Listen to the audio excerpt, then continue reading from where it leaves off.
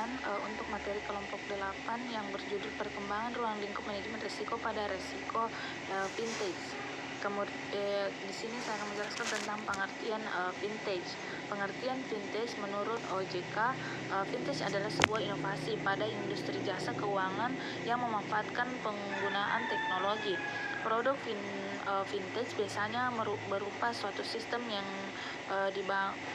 dibangun guna menjalankan mekanisme transaksi keuangan yang spesifik. Inovasi dalam vintage adalah perusahaan yang bergerak di bidang jasa keuangan yang menggunakan teknologi untuk mempercepat dan mempermudah aspek layanan keuangan. Saat ini orang bisa menginvestasikan uangnya ke dalam bentuk reksa, dana, saham, deposito, emas, hingga menjadi pendana di peer-to-peer lending secara digital. Semua proses investasi tersebut dilakukan dan dikontrol oleh seluruh pihak yang terlibat dengan hanya berbekal smartphone dan internet. Kemudian terjadinya vintage itu vintage muncul dan terjadi seiring perubahan gaya hidup masyarakat yang saat ini didominasi oleh pengguna teknologi informasi, tuntunan hidup yang serba cepat. Dengan vintage, permasalahan dalam transaksi jual beli dan pembayaran seperti tidak sempat mencari barang ke tempat pembelanjaan, ke bank atau ATM untuk mentransfer dana, keengganan mengunjungi suatu tempat karena pelayanan yang kurang menyenangkan dapat diminimalkan. Dengan kata lain, vintage membantu transaksi jual beli dan sistem pembayaran menjadi lebih efisien dan ekonomis, namun tetap efektif. Kemudian dasar hukum vintage, Peraturan Bank Indonesia Nomor 1840 PBI 2016 tentang penyelenggaraan pemrosesan transaksi pembayaran, Surat Edaran Bank Indonesia Nomor 1822 DKSP perihal penyelenggaraan layanan keuangan digital. Kemudian ada Peraturan Bank Indonesia Nomor 18/17 PBI 2016 tentang uang elektronik. Kemudian di sini ada tentang payment, clearing, dan settlement. Di sini payment, statement, dan clearing. Payment, statement, dan clearing adalah sektor vintage yang dengan layanan sistem pembayaran baik yang diselenggarakan oleh industri perbankan atau lembaga Bank Indonesia. Kemudian adapun kelebihan vintage, yakni mudah untuk mendapatkan pinjaman dan besar tentunya.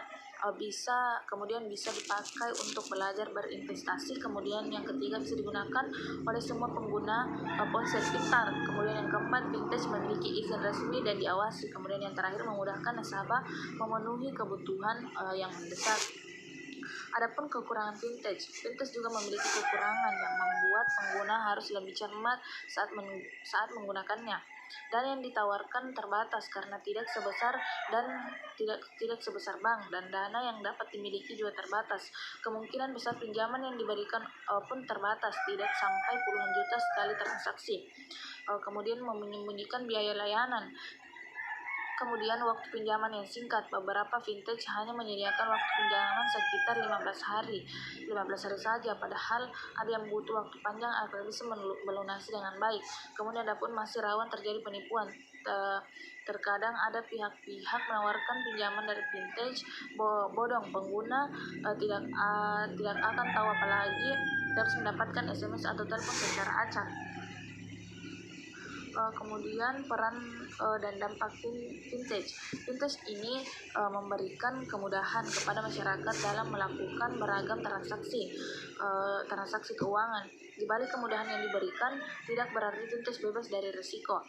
Keuangan merupakan isu yang cukup sensitif dan maraknya beragam, di mana pengguna vintage harus lebih bijak dalam menyikapi kehadiran vintage. Kemudian adapun investment management. Di sini manajemen investasi dapat diartikan sebagai sebuah layanan keuangan yang akan menyarankan strategi investasi kepada klien, membeli serta menjual investasi dan mengelolanya secara keseluruhan. Kemudian di sini ada vintage lending dan crowdfunding.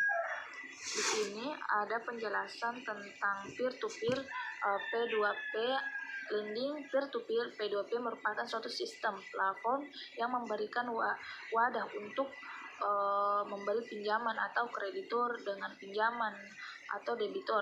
Kemudian di sini crowdfunding P2P berbeda dengan sistem peminjaman lainnya, yaitu crowdfunding atau turun dana. Pada crowdfunding kita justru akan mendapatkan sejumlah dana dalam bentuk donasi. Cara kerjanya mirip dengan P2P. Crowdfunding juga melibatkan 3 pihak, yaitu pemilik proyek, pemberi dana, dan penyaluran platform. Itulah dari penjelasan singkat dari materi kelompok 13. Terima kasih.